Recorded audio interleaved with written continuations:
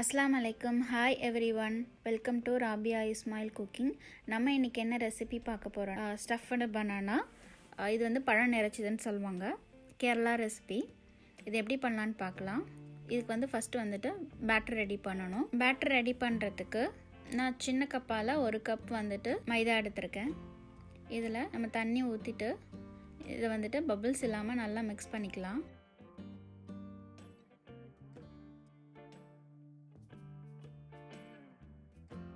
இதில் கொஞ்சமாக சுகர் போட்டு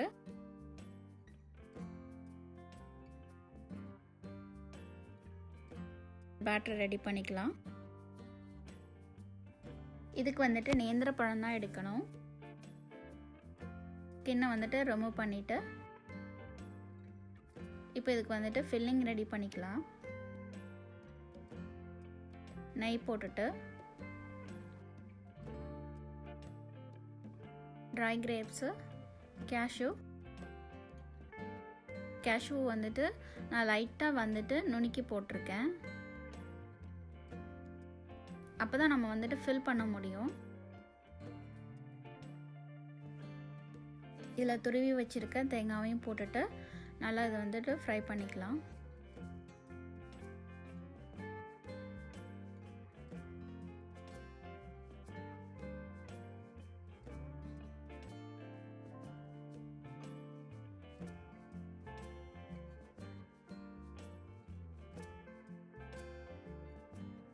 சுகர் ஆட் பண்ணிக்கோங்க. இந்த சுகரை ஆட் பண்ணிட்டு இந்த ஃபில்லிங் வந்துட்டு கோல்டன் கலர் வர வரைக்கும் நல்லா ஃப்ரை பண்ணிக்கலாம்.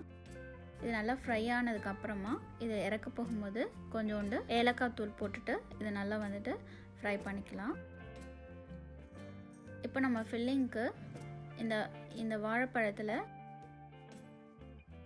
நம்ம வந்துட்டு ஸ்ட்ரைட்டாக ஒரு கட் போட்டு உள்ளே இருக்க விதையெல்லாம் வந்து நம்ம எடுத்துக்கலாம்.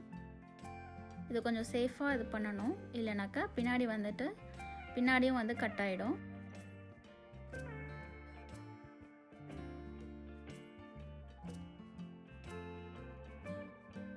இப்போ இதில் வந்துட்டு நம்ம ஃபில் பண்ணிக்கலாம்.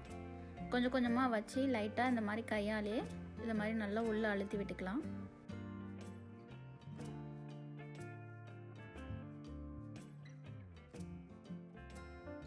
இப்போ இதை நல்லா ஃபில் பண்ணியாச்சு. இப்போ இதை ஃபில் பண்ண அந்த கேப்பில் வந்துட்டு இந்த பேட்டரை வந்துட்டு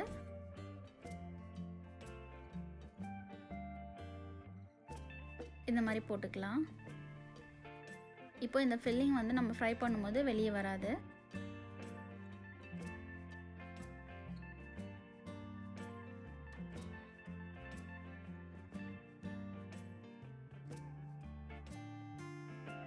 இப்போ பின்னாடி சைடில் ஏதாவது கேப் இருந்துச்சு அப்படின்னா அங்கேயும் வந்துட்டு நீங்கள் இந்த பேட்டரை போட்டு க்ளோஸ் பண்ணிடுங்க.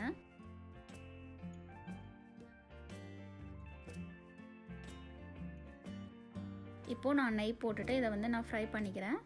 உங்களுக்கு நெய் ரொம்ப அதிகமாக இருக்குது அப்படின்னாக்கா நீங்கள் ஆயில் கூட போட்டுக்கலாம். ஃபஸ்ட்டு வந்துட்டு நம்ம வந்துட்டு பண்ண இடத்துல தான் ஃபஸ்ட்டு ஃப்ரை பண்ணணும். இப்போ இந்த கோல்டன் கலர் வரைக்கும் ஃப்ரை பண்ணிக்கலாம்.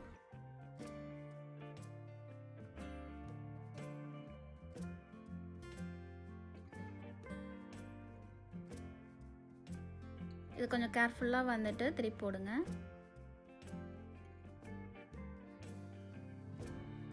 இப்போது நம்ம எல்லா சைடுமே வந்துட்டு இது வந்துட்டு இந்த கோல்டன் கலர் வர அளவுக்கு ஃப்ரை பண்ணிக்கலாம்.